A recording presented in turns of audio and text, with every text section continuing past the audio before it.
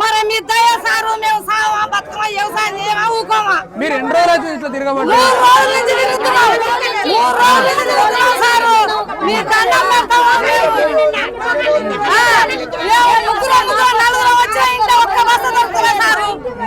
సద్దు పెట్టుకున్నావు సారు సద్దులు పెట్టుకొని వస్తున్నాయి సద్దులు పెట్టుకొని వచ్చినా ఇంతవరకు ఒక్క బస్త ఇస్తలేదు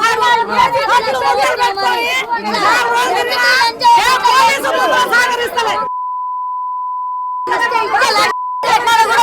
ఉంది. వస్తువులు రేపు మాట్లాడంటారు మంచిగా ఫోన్లు చేస్తే ఇచ్చే కూడా రాసుకొని పక్కన అమ్ముకుంటారు.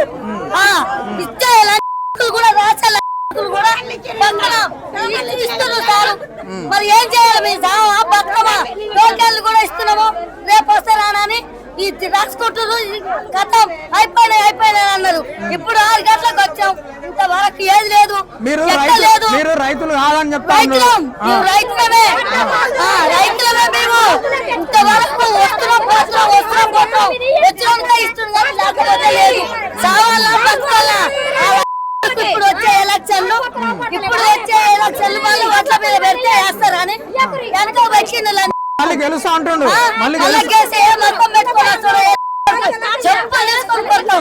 చెప్పులు తీసుకొని మాకు ఇల్లు లేవు ఆకిలు లేవు. భూములకు కష్టపడి మొన్న వచ్చినాక కాలు వచ్చినాక వరకు మొన్న నాటు పెట్టుకున్నాం కన్న తిప్పలు పడి ఊరే కన్నా వస్తే ఇప్పుడు నాటు వేసినప్పటి నుండి మీరు ఒక్కసారి కూడా యూరియా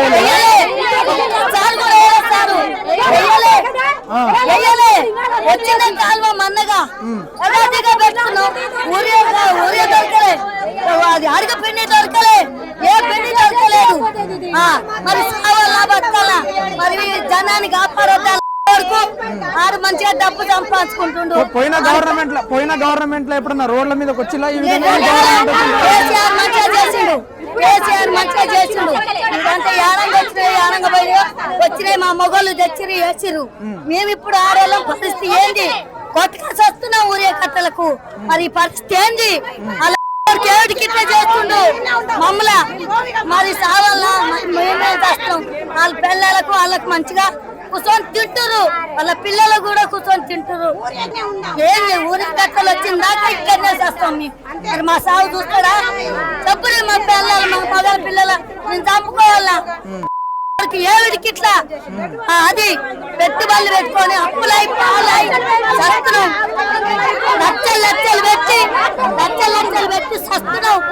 బాగానే వస్తాం, ఓటేస్తాం. కానీ ఒక లారీ పప్పు నువ్వు ఇప్పుడు మేము చేస్తున్నాం. ఇక్కడ ఒక లారీ పప్పు ఇప్పుడు పంపించాలి, పంపిస్తేనే లారీ పప్పు ఏముండని జాబ్ కాడపోడు, ఈయన పిండి కాడపోతాడు. కూర్చున్నా కానీ రాలేడు. పోలీసు వాళ్ళు లేని బట్టి లేవు ఎలాగొచ్చారు సంపాడి కూర్చున్నాం అయితే ఎండల.